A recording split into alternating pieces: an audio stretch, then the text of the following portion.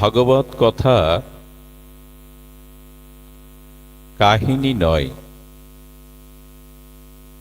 হরি কথা ভাগবত কথা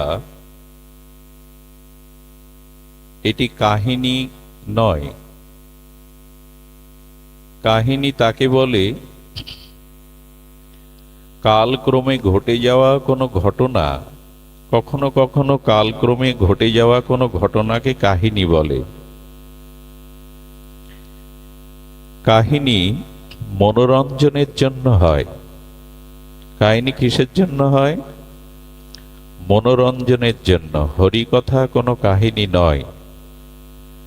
হরিকথা মনোরঞ্জনের জন্য নয়, হরিকথা শুদ্ধ ভক্তির জন্য, প্রেম প্রাপ্তির জন্য। কাহিনীর আরেকটি বিষয় হল, মা তার শিশু সন্তানকে কাহিনী বলেই ঘুম পাড়ায়। আজও এই রীতি আছে। মা তার সন্তানকে কাহিনীর দ্বারা ঘুম পাড়ায়। ভাগবত কথা কাহিনী নয়, কারণ ভাগবত কথা অনন্ত জন্মের অচৈতন্য ঘুমন্ত জীবকে জাগিয়ে দেয়। কাহিনী নয়, ভাগবত জাগিয়ে দেয়। হরিকথা কথা নয়। এই জন্য আমাদের সতর্ক থাকতে হবে। ভাগবত কোনো কাহিনী বিষয়ক কালক্রমে ঘটে যাওয়া ঘটনা নয়। হরিকথা কি বলা হয়েছে না, কম ধাতু থেকে কথা শব্দ নিষ্পন্ন হয়। কম কম ধাতু মানে সুখয়ম স্থয়পতি ইতি কথ ইতি কথম। অর্থাৎ হরিকথা, কৃষ্ণকথা, ভাগবত কথা আমাদের পরম অনির্বচনীয়, অকল্পনীয়, পরম মাধুর্যময় সুখ বা চমৎকারিত্ব আনন্দে আমাদেরকে পৌঁছে দেয়। এরই নাম কথা। আবার বলি, অনির্বাচনীয়, অপার্থিব। তো অনির্বচনীয়, অকল্পনীয়, মাধুর্যময়, পরম চমৎকারিত্ব সুখম স্থপয়তি, সেই পরম আনন্দ ঘন সুখেই আমাদের স্থাপন করায় হরিকথা। এই জন্য আসুন আমরা ভাগবত, এই বীর্যবতী মহামাধুর্যময় হরিকথা, কাজ করছে না সব, মাধুর্যময় হরিকথা আমরা শ্রবণে মনোনিবেশ করি। ভক্তির ক্রম, ধ্যান দিন, যা হয় হোক, ভক্তির ক্রম অর্থাৎ ভাগবত ভক্তির সূচনা বা ক্রম শুরু হয় কখন?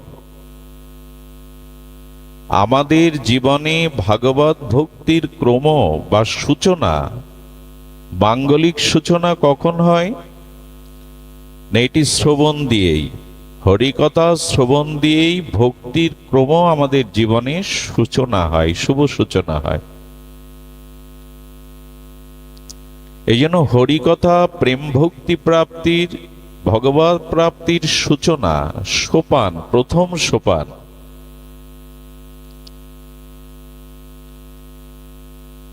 হরিকথা আমাদের জাগিয়ে দেয়।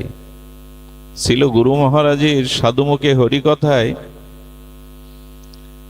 একটি ভূমিকাতে মহাত্মা অনুভবী ভাগবত আচার্য লিখেছেন, ভগবানকে আমরা সবাই খুঁজছি, অন্বেষণ সকলেই করছি। কেউ বা নির্জল উপবাস থেকে, কেউ ফল আহার করে, কেউ দুগ্ধ আহার করে, কেউ পূজা থেকে পরিক্রমায়, কেউ তীর্থ থেকে তীর্থান্তরে, কেউ ব্রত থেকে মহাব্রতে, সকলেই এই অন্বেষণ করে হরিকেই খুঁজছেন, কৃষ্ণকেই অন্বেষণ করছেন, ভগবানকেই অন্বেষণ করছেন। কেউ বা হবিষণ্ণ করেও মৃত্তিকার পাত্রে হবিষান্ন করেও ভগবানকে খুঁজছে, কেউ দুগ্ধ পান করে খুঁজছে, কেউ ফলাহার করে খুঁজছে, কেউ ব্রহ্মচর্য পালন করে অন্বেষণ করছে। খুঁজছে তো সবাই ভগবানকেই। দেখুন, বহু মুনি বহুবিধ দিগদর্শনের দ্বারা, মার্গদর্শনের দ্বারা, সাধন উপায়ের দ্বারাও তারা ভগবানকে জানবার, উপলব্ধি করার চেষ্টা করছেন। তো পূজা থেকে পরিক্রমায়, তীর্থ থেকে তীর্থান্তরে, ব্রত থেকে ব্রতান্তরে এমনি করে খুঁজতে খুঁজতে হরি অন্বেষণকারী, কৃষ্ণ অন্বেষণকারীর সামনে এক সৌম্য মূর্তি এসে দাঁড়ালো।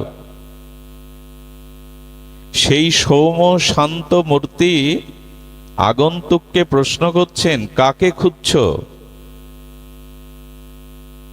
বলো, হরিকে খুঁজছি, হরিকে অন্বেষণ করছি। আপনি আমায় বলুন, হরি কোথায়? তো সৌম্যজন একটু মৃদু হাসলেন, প্রসন্ন হাস্যবদনে বললেন, হরি কোথায় যদি তুমি অন্বেষণ করতে চাও, সঠিক অনুসন্ধান হলো হরি কোথায়, হরি কথায়। উনি বলছেন হরি কথায়।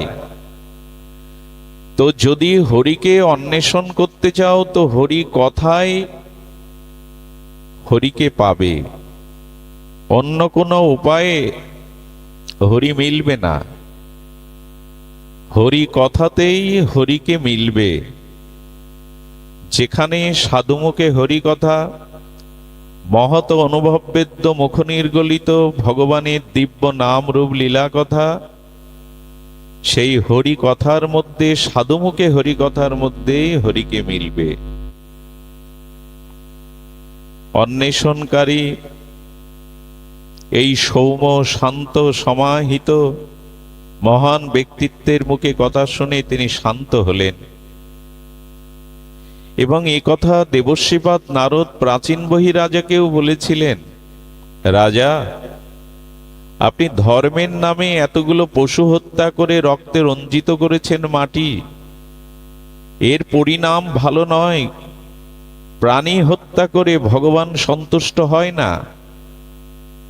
তো প্রাচীন বহিরাজার এই পরিণামের ভবিষ্যৎকে দেখিয়েছিলেন দেবশ্রীপাদ নারদ। তুমি যাকে আঘাত করছো, তুমি যার প্রাণ বধ করছো ধর্মের নামে, দেবীর সামনে একদিন তারাই তোমার প্রাণ নেবে। এই ভবিষ্যৎকে দেখানোর পর প্রাচীন বহির দেবশ্রীপাদের নারদে চরণে পড়ে গিয়েছিলেন, আমার উপায় বলুন, আমি কি করে ভগবৎ প্রেম লাভ করে নিজের চিত্তকে শুদ্ধ বিমল করতে পারবো, আপনি উপায় বলুন। তখনই দেবশ্রীপাদ এই শব্দটি উল্লেখ করেছিলেন, যত্র ভগবতা রাজান সাধব বিশদাশয়া ভগবদ গুণানুকতন শ্রবণ ব্যাঘ্র চেতস। আপনি যান, ভাগবত মহা স্নিগ্ধ শান্ত অনুভববেদ্য ভজনানন্দী নির্মল চরিত্র সাধুগণের মাঝে গিয়ে ভগবানের কথা উৎকর্ণ হয়ে শ্রবণ করুন। এখন প্রাচীন বহিত রাজা, রাজার তো একটু অভিমান স্বাভাবিক থাকার কথা। রাজা বলছেন, আমি রাজা, আমি যদি বক্তা ঘরে এনে তার মুখে হরি কথা শ্রবণ করি হবে না, সবার মধ্যে গিয়ে বসতে হবে, আমি রাজা। দেবশ্রীপাদ বলছেন হবে না। ঘরে বক্তা ডেকে এনে শ্রবণ করলে তাতে আপনার প্রেম ভক্তি হবে না।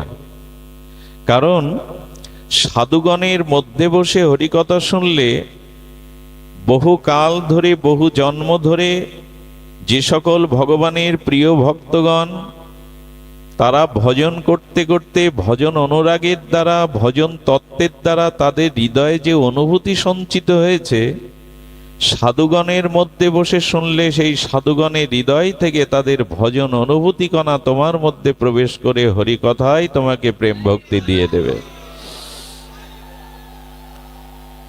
তুমি ঘরে বসে শুনলে হবে না। এই জন্য আমরা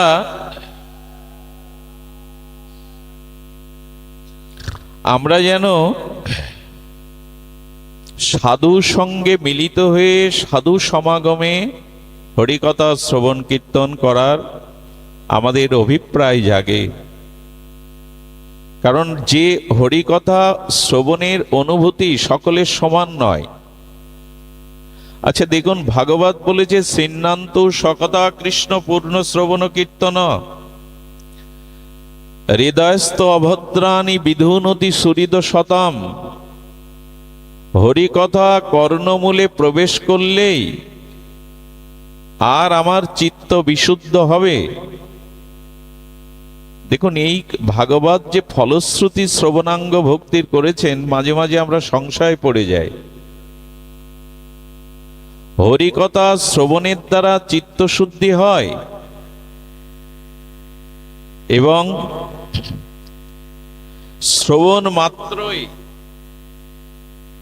শ্রবণ মাত্রই আমাদের আত্মকল্যাণ হয়। হরি কথার দ্বারা হরি আমাদের হৃদয়ে অবরুদ্ধ হয়ে যান। সদ্য হৃদয় অবরুদ্ধতি।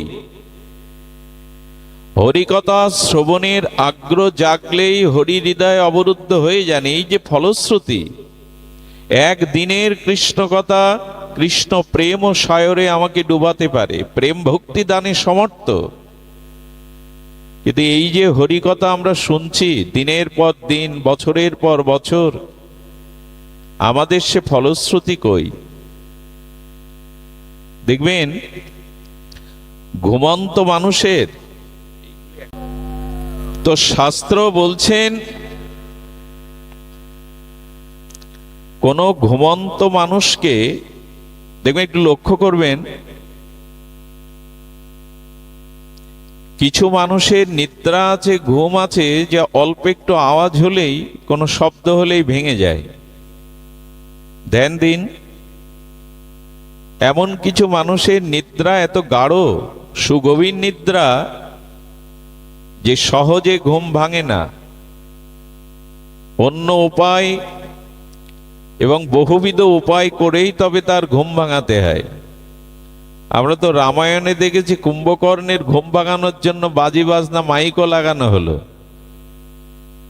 কারো ঘুম অল্প শব্দ হলেই ভেঙে যায়, কারো ঘুম এত সুগভীর সহজে ঘুম ভাঙে না। আর কিছু লোকের ঘুম আছে, ঘুম ভাঙে বটে, ডাকলে উঠেই আবার ঘুমিয়ে পড়ে। হরিকথা আমরা যারা শুনি, আমাদেরও এই লক্ষণ। কারো কারো একদিনের হরিকথায় আত্মচেতনা এসে যায়, ভগবত ভক্তির অতিমতি এসে যায়, একদিনেই অল্প ডাকেই ঘুম ভেঙে যায়। আমার মতো কিছু অভাগা জীব আছে যারা বহুদিন ধরে হরিকথা শুনছে, কিন্তু ওই যে বহু ডাকাডাকিতেও ঘুম ভাঙে না তাদের। বহুকালের অলসতার গভীর নিদ্রা ভাঙতে চায় না। এতদিন হরিকথা শুনলাম, কিন্তু আবার কিছু মানুষ আছে জাগে, হঠাৎ করেই হরিকথা শুনে সংস্কার হয়, দীক্ষা নেই, মালা তিলক নেয়, প্রসাদ ভোজন করতে শুরু করে। কিন্তু কিছু লোকের অভ্যাস আছে ঘুম থেকে উঠে আবার ঘুমিয়ে পড়ে। জাগলো কিন্তু জেগে থাকতে অলসতায় ঘুমিয়ে পড়ে। আচ্ছা, হরিকথার যদি এত দিব্য মহিমা হয়, হরিকথা শুনলে যদি হরি হৃদয়কে অভদ্র জন্ম জন্মান্তরের পাপ মলিনতা সেগুলো নির্মল করে দেয়, তো আমার হচ্ছে না কেন? এক সাধুকেই জিজ্ঞাসা করা হয়েছিল মহাত্মাকে। তিনি বললেন, দেখো, কাপড়ের ধুলা ময়লা লেগে গেলে আর গঙ্গার জলে, রাধাকুণ্ডের জলে বা পুষ্করণীর জলে ধুয়ে দাও, ধুলোগুলো ধুয়ে যাবে। কিন্তু যে কাপড়ে অনেকদিন ধরে তৈল বা ঘৃত মাখানো, ওটা ঠান্ডা জলে চোবাতে গেলে আরো বেশি জড়িয়ে যাবে। আমার হৃদয় হলো অনন্ত জন্মের পাপ অপরাধের তেল ঘি মাখানো। হরিকথা শহরে চোবালে সহজে যাবে না। তবে কি করতে হবে? হরিকথা শুনতে থাকো, বিরতি দিও না। হরিকথা ক্রমোন্নতিতে শুনতে থাকো, ধীরে ধীরে ধীরে ধীরে তোমার ঘুম ভাঙবে।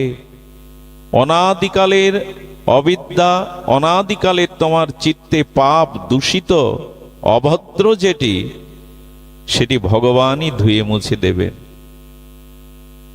হরিকথা শ্রবণ করতে থাকো। শ্রোতব্য, কীর্তিতব্য, স্মতব্য, ইচ্ছায়ত অভয়ম। মৃত্যু ভয়ও থাকবে না, শ্রবণ করো। হরিকথা সাধুমুখে শ্রদ্ধালু হয়ে শ্রবণ করো। আচ্ছা, শোনা এবং শ্রবণ করা কি এক? একটু ধ্যান দিন। শোনা, হরিকথা শোনা, শ্রবণ করা কি এক?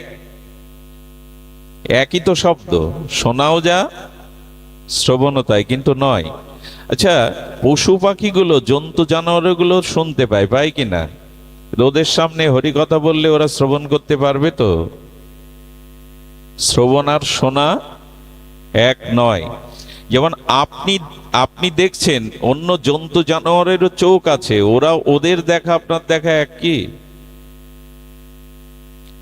কারণ মানুষ যখন হরিকথা শ্রবণ করে তখন সেই হরিকথার প্রতি শ্রদ্ধা এবং বিশ্বাস দিয়ে সে কথা গ্রহণ করে। একে বলে শ্রবণ। যে শ্রবণের মাধ্যমে শ্রদ্ধা এবং বিশ্বাস অটুটভাবে যুক্ত হয় তাকে বলে শ্রবণ। কারণ পশু পাখিরাও শোনে, ওদেরটা শ্রবণ নয়। আমরাও শ্রীবিগ্রহ দর্শন করি, কিন্তু ওখানে শ্রদ্ধা থাকে, বিশ্বাস থাকে। আর শ্রদ্ধা বিশ্বাসের সহিত দেখাকে দর্শন বলে। জন্তু জানোয়াররা দেখে, দর্শন করতে পারে না। এই জন্য হরিকথা শুনতে হবে শ্রদ্ধা এবং বিশ্বাস সংযুক্ত করে। ওই যে বললাম, এটা কাহিনী নয়। কথ সুখম স্থপয়তি, যা শ্রবণ করলে আমার চিত্তমন অনির্বচনীয় আর পরম আনন্দময় চমৎকারিত সুখে আমার চিত্ত সুখের দ্বারা ভাসমান হবে। সেই অনন্ত ভগবানের নাম রূপ লীলা অনির্বাচনীয় সুখ সাগরে ভাসিত হবে, ভাসমান হবে। এরই নাম কথা।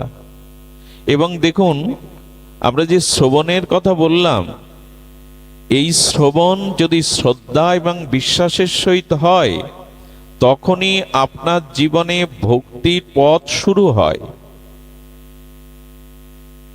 ভগবানের সাথে আমাদের সাক্ষাৎকার গুরুদেব করিয়ে দেন, সেটাও শব্দের দ্বারা।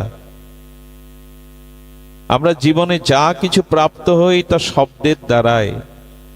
এই জন্য এই শব্দ ব্রহ্ম, এই রস ব্রহ্ম, সাক্ষাৎ ভগবানের অক্ষর বাগময়ী শ্রী এই হরিকথায় আমাদের কর্ণে প্রবেশ করে ভক্তিকে জাগিয়ে দিতে পারে। এই জন্য সমস্ত নিখিল শাস্ত্র এই হরিকথা শ্রবণের উপরেই আমাদের বারবার জোর দিয়েছেন। শ্রবণ করো। ছিন্নান্তু সকতা কৃষ্ণপূর্ণ শ্রবণ কীর্তন। অভদ্র যা কিছু তা চলে যাবে, শ্রবণ করো। আচ্ছা, লক্ষ্য করুন, শ্রবণ করলেই ভগবানের প্রীতি হবে না। অনেকেরই হয় না, মাদিষ্য জীবের হয় না। কেন হয় না? আচ্ছা, আমাদের কর্ণে শত্রুর কথাও শুনি আমরা, আমার প্রিয় বান্ধব মিত্রর কথাও শুনি। তো শত্রুর কথা যখন শুনি, আর মিত্র বা অভিন্ন হৃদয়েষু যিনি আমার আপনজন, পুত্র, শরীরজন, নিজজন, তার কথা শোনার, শত্রুর কথা শোনা বা শ্রবণ করা, দুটোই তো শ্রবণ। দুটো এক হয় কি? কি হয়? প্রিয়জনের কথা শুনলে আনন্দ হয়, সুখ হয়, হয় কি না? কিন্তু শত্রুর কথাও তো কথা। শত্রুর গৌরব যদি আমার সামনে কেউ করে, শত্রুর প্রশংসা যদি কেউ করে,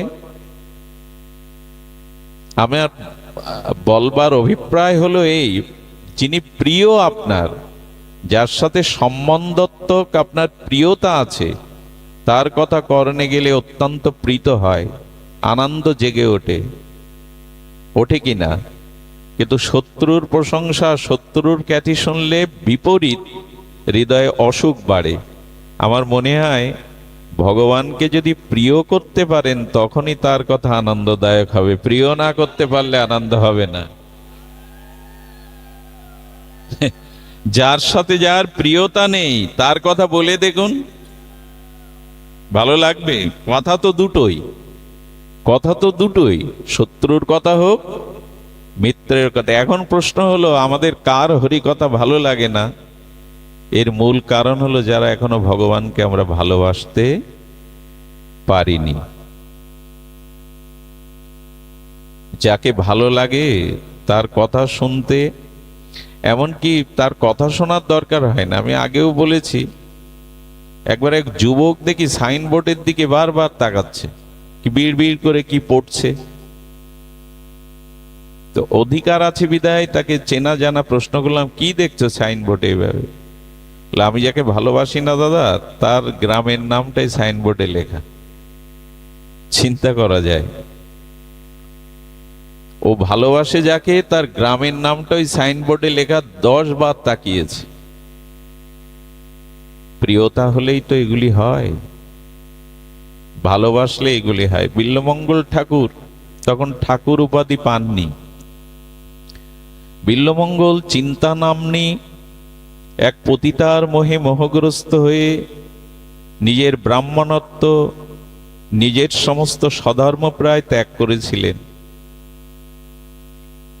তো গভীর ঝড় ঝঞ্ঝাবাতের রাত্রে, বরিশন মুখর রাত্রে চিন্তার কাছে যাওয়ার তার যে ব্যাকুলতা, সেই ব্যাকুলতায় যেতে গিয়ে নদী পারের কোনো মাঝি ছিল না।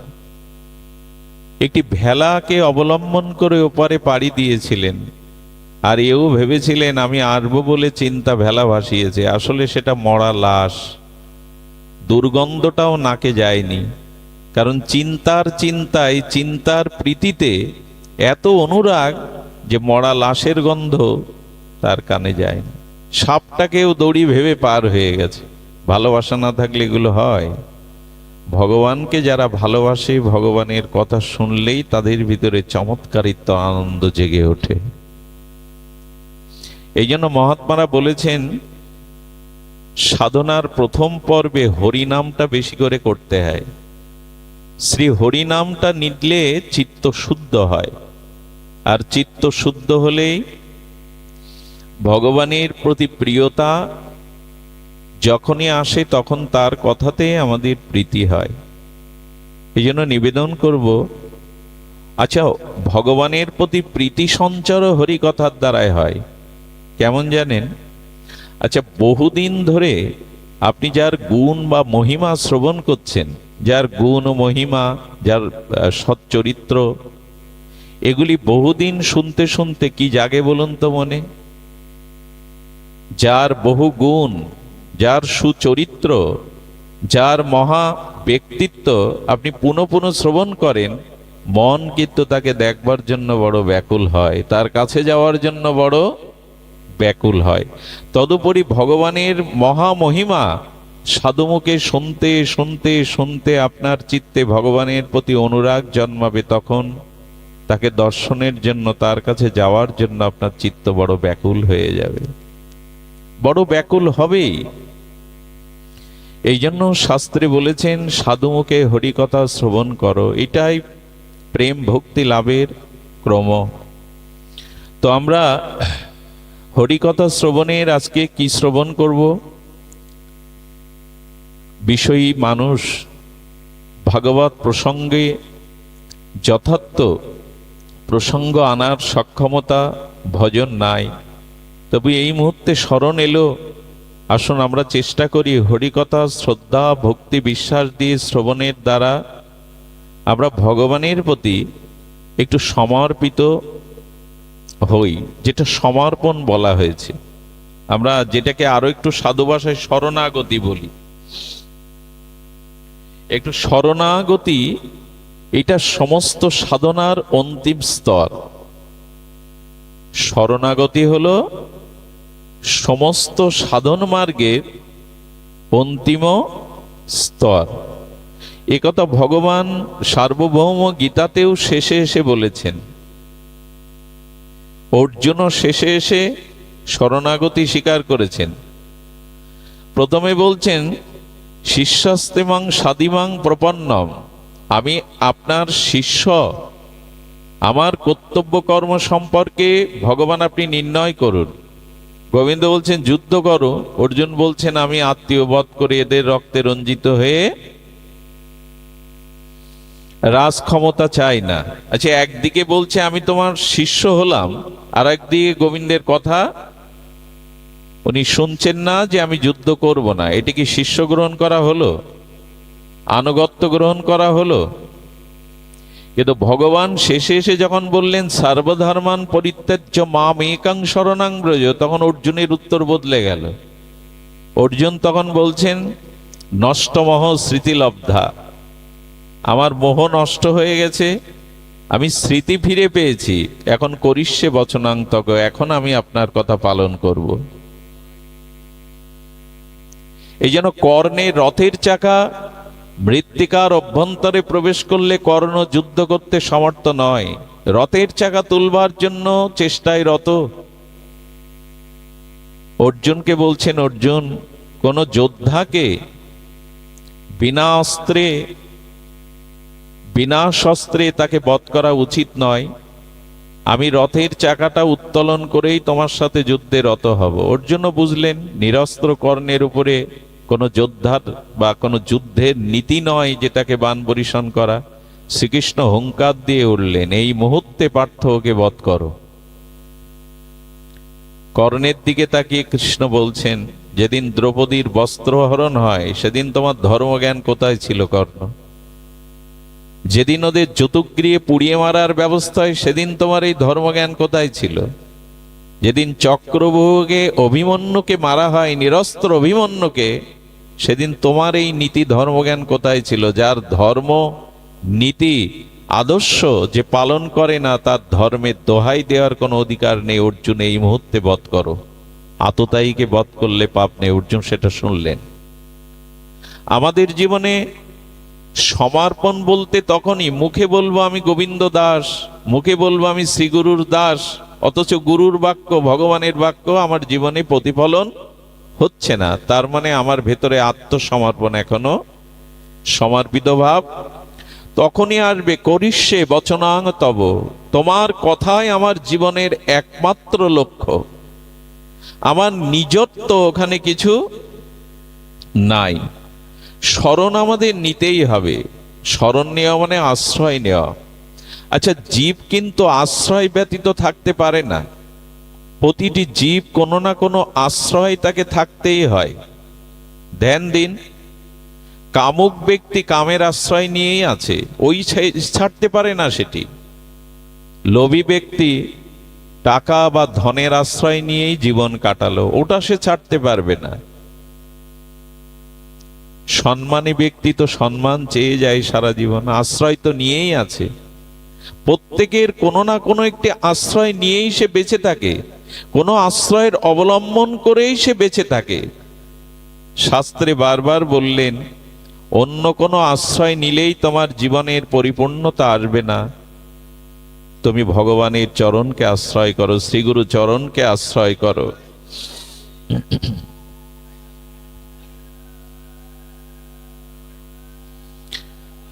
তুমি ভগবানের চরণের শরণাগত হও। সব থেকে সহজ সাধ্য এটিই হলো সাধন শিরোমণি। সাধনার অন্তিম স্তর হলো ভগবানের শরণাগতি হও, ভগবানের আশ্রয় নাও। প্রত্যেকটি মানুষ কোনো না কোনো আশ্রয়ে সে আশ্রিত।